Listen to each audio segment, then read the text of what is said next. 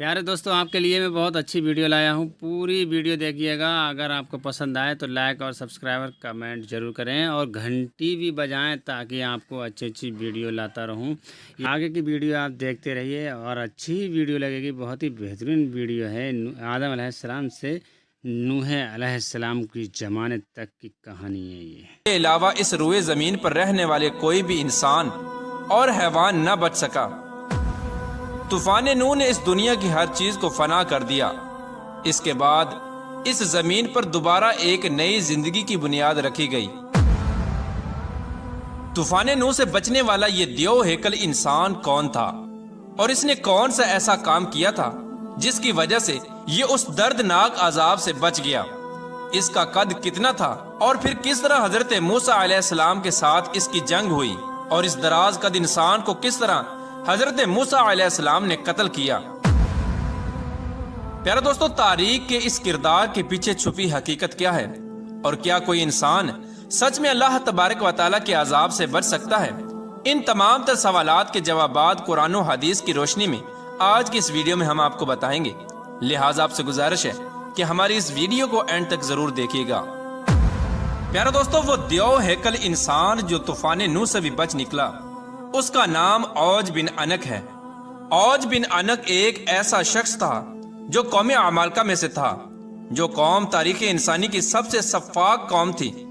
इस कौम के लोग खून ख्वार और फितरत के लिहाज से वैशी थे। कौम अमालका पर अल्लाह तबारक व तआला का बहुत ही खास करम था। इस कौम के कद उस वक्त की मौजूदा दुनिया के इंसानों से सबसे ज्यादा बड़े थे। प्यारे दोस्तों, तारीखी रिवायात से पता चलता है कि कौम अमालका का एक मर्द दूसरी कौमों के 90 मर्दों के बराबर हुआ करता था और इस एक मर्द के पास दूसरे इंसानों से 90 गुना ज्यादा ताकत हुआ करती थी।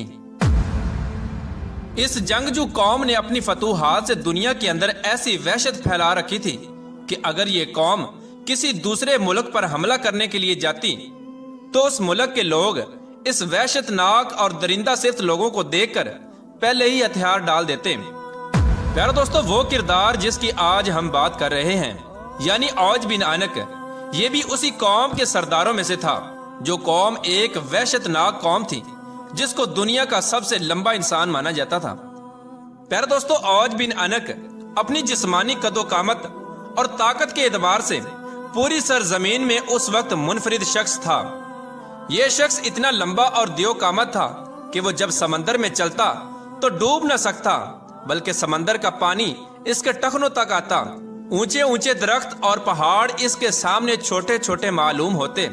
इस देव हेकल इंसान के कद की लंबाई इतनी ज्यादा थी कि दूसरे लोग इसके सामने कीड़े मकोड़े जैसे नजर आते। प्यारे दोस्तों, एक रिवायत के मुताबिक हजरत आदम अलैहिस्सलाम के सरकश बेटे काबिल की नस्ल से अनक नामी एक शख्स था जिसकी बीवी शमरीजा थी। उस औरत के साथ जिन्नों के देवता पाल को प्यार हो गया था, जिससे हम बिस्तरी के सबब एक अजीबुल खलकत बच्चा पैदा हुआ जिसका नाम औज रखा गया। इस बच्चे का कद बहुत जल्दी बढ़ता था, जिसकी वजह से कोई भी लड़की इससे शादी को तैयार न होती। इसी बिना पर यह शख्स जिनसी दरिंदा बन गया। औज बिन अनक बचपन ही से अजीबुल खलकत था और दूसरे बच्चों की निस्बत दराज कद था। जब यह शख्स जवान हुआ तो इसके कद की लंबाई गैर मामूली तौर पर बढ़ती चली गई, जिसकी वजह से यह शख्स देव हेकल इंसान बन गया। रिवायात के मुताबिक औज बिन अनक का कद 80 हाथ था। हजरत नूह अलैहिस्सलाम के जमाने में औज बिन अनक मौजूद था। उस वक्त जब हजरत नूह अलैहिस्सलाम अजीम तूफान से पहले कश्ती तैयार कर रहे थे तो आपको कश्ती बनाने के लिए सागवान की लकड़ी की जरूरत पड़ी, मगर उस लकड़ी को उठाकर लाना नामुमकिन था। उस लकड़ी को उठाकर लाने के लिए एक ऐसे शख्स की जरूरत थी जो दराज कद और ताकतवर इंसान हो। लिहाजा औज बिन अनक ने हजरत नूह अलैहिस्सलाम की मदद की और औज बिन अनक ने उस लकड़ी को शाम से उठाकर हजरत नूह अलैहिस्सलाम की खिदमत में पेश किया, जिससे वो कश्ती तैयार की गई। लिहाजा अल्लाह तबारक व तआला ने इसके इस अमल को कबूल किया और इसके इस अमल से खुश होकर इसे तूफान नूह के अंदर गर्क होने से निजात दे दी। बावजूद इसके कि औज बिन अनक हजरत नूह अलैहिस्सलाम पर ईमान न लाया था। प्यारे दोस्तों, बाद रिवायात में आता है कि औज बिन अनक इतना दराज का था कि समंदर से मछलियां पकड़कर وہ اپنا ہاتھ آسمان کی طرف بلند کرتا اور سورج کی تپش میں اس مچھلی کو بھون کر کھا جاتا۔ پیارے دوستو، اوج بن عنق تاریخ میں ایک ایسا شخص تھا جس نے دراز قد اور بے پناہ طاقت کے ساتھ لمبی عمر بھی پائی تھی۔ اس کی عمر تقریباً 3600 سال تھی۔ وہ حضرت آدم علیہ السلام کے زمانے سے حضرت موسیٰ علیہ السلام کے دور تک زندہ رہا، اور حضرت موسیٰ علیہ السلام کے زمانے میں حضرت موسیٰ علیہ السلام نے اس دیو ہیکل شخص کو قتل کیا۔ اس واقعے کا پس منظر کچھ یوں ہے کہ جب بنی اسرائیل کے لوگوں کو اللہ تبارک و تعالیٰ نے فرعون سے نجات بخشی تو حضرت موسیٰ علیہ السلام کو اللہ تبارک و تعالیٰ نے یہ حکم دیا کہ وہ فلسطین پر حملہ کریں اور فلسطین کو فتح کریں، کیونکہ اس وقت اللہ تبارک و تعالیٰ نے فلسطین کی زمین کو بنی اسرائیل کے لوگوں کے لیے مقرر فرما دیا تھا۔ حضرت موسیٰ علیہ السلام نے اپنی قوم کو لیا اور فلسطین پر چڑھائی کے لیے نکل پڑے۔ اس وقت فلسطین کے اندر قوم عمالقہ آباد تھی جن کا سردار اوج بن عنق تھا۔ حضرت موسیٰ علیہ السلام نے اپنے قبیلے کے 12 سرداروں کو چنا اور قوم عمالقہ میں بھیجا تاکہ اس علاقے کی صورتحال سے آگاہی مل سکے۔ جب یہ 12 سردار ملک شام میں پہنچے تو اس وقت وہاں کا حاکم اوج بن عنق تھا۔ پیارے دوستو، اس بات کے اندر کوئی شک نہیں کہ قوم عمالقہ ایک دراز قد قوم تھی۔ جب یہ 12 سردار فلسطین کے قریب پہنچے تو قوم عمالقہ میں سے ایک بندے نے انہیں پکڑ لیا اور ایک گٹھڑی کے اندر باندھ کر ان کو اپنے سردار کے سامنے پیش کیا، اور وہ شخص اوج بن عنق سے کہنے لگا کہ میں نے ان لوگوں کو جاسوسی کرتے ہوئے دیکھا ہے۔ جب یہ 12 سردار اوج بن عنق سے ملے تو اس کی قد و قامت اور جسمانی بناوٹ کو دیکھ کر حیران رہ گئے۔ پھر اس کے بعد ان 12 سرداروں نے اوج بن عنق کو اللہ تبارک و تعالیٰ کا پیغام سنایا اور بتایا کہ ہم جلد ہی اس ملک کو فتح کرنے آ رہے ہیں، اور اللہ تبارک و تعالیٰ کا وعدہ ہے کہ وہ ہم کو فتح عطا فرمائے گا۔ اوج بن عنق یہ بات سن کر غضبناک ہو گیا اور ان سب کو ایک ہاتھ میں پکڑ لیا اور چاہا کہ انہیں چیونٹیوں کی طرح مسل کر ہلاک کر دے، مگر جب اوج بن عنق نے ان سرداروں کے چہروں پر خوف دیکھا تو انہیں حقیر مخلوق سمجھ کر چھوڑ دیا، اور اپنے ملک کا ایک پھل جو کہ اتنا بڑا تھا کہ ایک آدمی کے لیے کافی تھا، اوج بن عنق نے وہ پھل ان 12 سرداروں کو دیا اور کہا کہ اپنی قوم کو جا کر دکھا دیں کہ ہمارے یہاں کے پھل بھی اتنے اتنے بڑے ہیں، تم لوگ کس طرح ہمارا مقابلہ کر سکو گے۔ چنانچہ اس طرح وہ 12 سردار اپنی جان بچا کر وہاں سے واپس اپنے ملک کی طرف روانہ ہو گئے۔ جب وہ سردار اپنی قوم میں واپس آئے تو انہوں نے اپنی قوم کو اس وحشت ناک مخلوق کے بارے میں بتایا، جس طرح کہ اللہ تبارک و تعالیٰ قرآن پاک میں ارشاد فرماتا ہے، جب حضرت موسیٰ علیہ السلام نے اپنی قوم سے کہا کہ اے میری قوم، ارض مقدس میں داخل ہو جاؤ جس کی سرزمین اللہ تبارک و تعالیٰ نے تمہارے لیے لکھ رکھی ہے، اور پیٹھ نہ دکھاؤ ورنہ خسارے میں رہو گے۔ اس بات پر بنی اسرائیل کے لوگ بولے، اے موسیٰ علیہ السلام، تم اور تمہارا پروردگار لڑو، ہم تو یہیں بیٹھے ہیں۔ وہاں تو ایک طاقتور قوم عمالقہ آباد ہے جس کا ہم مقابلہ نہیں کر سکتے۔ ہم صرف اس صورت میں وہاں داخل ہو سکتے ہیں کہ وہ خود بخود اپنے وطن کو چھوڑ کر کہیں چلے جائیں۔ چنانچہ حضرت موسیٰ علیہ السلام نے اپنی قوم کو بہت سمجھانے کی کوشش کی کہ اللہ تبارک و تعالیٰ ہمارے ساتھ ہے اور اللہ تبارک و تعالیٰ نے فتح ہمارے لیے لکھ دی ہے، لیکن قوم نے حضرت موسیٰ علیہ السلام کی بات نہ مانی اور وہ انکار ہی کرتے رہے کہ ہم قوم عمالقہ سے جنگ نہیں کر سکتے۔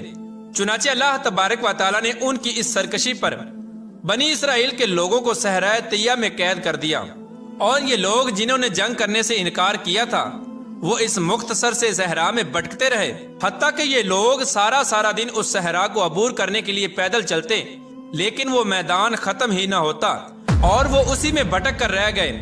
جب قوم نے حضرت موسیٰ علیہ السلام کی نافرمانی کی تو حضرت موسیٰ علیہ السلام خود اوج بن عنق کو ختم کرنے کے لیے نکل پڑے۔ پیارا دوستو، جب حضرت موسیٰ علیہ السلام فلسطین میں داخل ہوئے تو اوج بن عنق حضرت موسیٰ علیہ السلام کو دیکھ کر کہنے لگا کہ تم وہی شخص ہو جس نے فرعون کو پانی میں غرق کیا تھا، لیکن مجھے تم پانی میں غرق نہیں کر سکتے کیونکہ پانی میری کمر سے اوپر نہیں آتا۔ یہ کہہ کر اوج بن عنق نے حضرت موسیٰ علیہ السلام پر حملہ کیا۔ چنانچہ اللہ تبارک و تعالیٰ نے آپ کو اوج بن عنق کے حملے سے محفوظ رکھا۔ تو پھر حضرت موسیٰ علیہ السلام نے جوابی حملہ کیا اور اپنے عصا مبارک کو اوج بن عنق کے ٹخنے پر مارا، جس کی ضرب کی تاب نہ لاتے ہوئے اوج بن عنق زمین بوس ہو گیا۔ اور اس طرح حضرت موسیٰ علیہ السلام کے ایک عصا مبارک کی ضرب سے وہ اوج بن انک جو ایک وحشی انسان تھا جس کا کوئی مقابلہ نہ کر سکتا تھا، وہ ایک ہی ضرب میں ہلاک ہو گیا۔ اس کے بعد اس کی ریڑھ کی ہڈی کو دریا پر ڈال دیا گیا اور اس کی ریڑھ کی ہڈی سے کئی سالوں تک پل کا کام لیا گیا۔ پیارے دوستو، اس طرح اللہ تبارک و تعالیٰ نے اوج بن انک کو ہلاک کیا۔ پیارے دوستو، اب بات کرتے ہیں کہ کیا کوئی سچ میں اللہ تبارک و تعالیٰ کے عذاب سے بچ سکتا ہے، اور کیا حقیقی طور پر اوج بن انک بھی طوفان نوح سے بچا تھا، جبکہ طوفان نوح اللہ تبارک و تعالیٰ کی طرف سے بھیجا ہوا ایک دردناک عذاب تھا۔ پیارے دوستو، اوج بن انک کا طوفان نوح سے بچ جانا، اس کے بارے میں روایات میں آتا ہے کہ یہ من گھڑت قصے اور کہانیاں ہیں جو کہ بالکل جھوٹ ہیں اور قرآن کے خلاف ہیں۔ قرآن کریم میں اللہ تبارک و تعالیٰ حضرت نوح علیہ السلام کی اس دعا کو یوں ذکر کرتا ہے کہ زمین پر ایک کافر بھی نہ بچنا چاہیے، اور یہ دعا قبول ہوئی اور ایسا ہی ہوا۔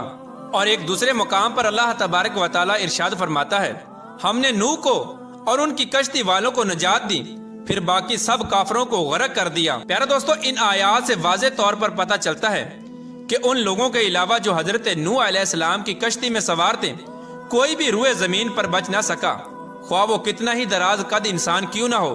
اس وقت حضرت نوح علیہ السلام کی کشتی کے علاوہ کوئی بھی روئے زمین پر باقی نہ رہا، بلکہ سب کچھ ختم ہو گیا اور سب کچھ فنا کر دیا گیا۔